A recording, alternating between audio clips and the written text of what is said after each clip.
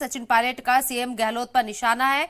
शहीदों के अहले खाना से बदसलूकी की जांच हो। पायलट ने ये मांग की है। एहतजाज करने का हक सबको है। लोगों की बात सरकार को सुननी चाहिए। सचिन पायलट एक बार फिर से अशोक गहलोत के खिलाफ मैदान में उतरते हुए नजर आए हैं और यहां उन्होंने सीएम गहलोत पर निशाना साधा। सचिन पायलट के जरिए सचिन पायलट ने निशाना साधते हुए कई बड़ी बातें कही हैं। उन्होंने कहा है कि शहीदों के अहले खाना से बदसलूकी की जांच हो।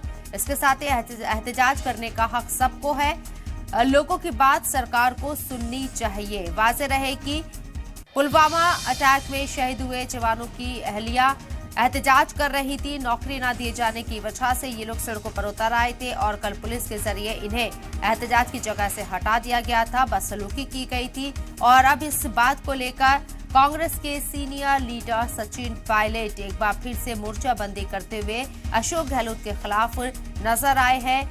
शहीदों के अहले खाना से बदसलूकी की जांच होनी चाहिए, ये मांग सचिन पायलट भी कर रहे हैं। वाज़ेह रहे, राजस्थान के अंदर कांग्रेस की सरकार है। अशोक गहलोत और सचिन पायलट के बीच रह रहकर आपसी जो मनमुटाव है वो नजर आता है।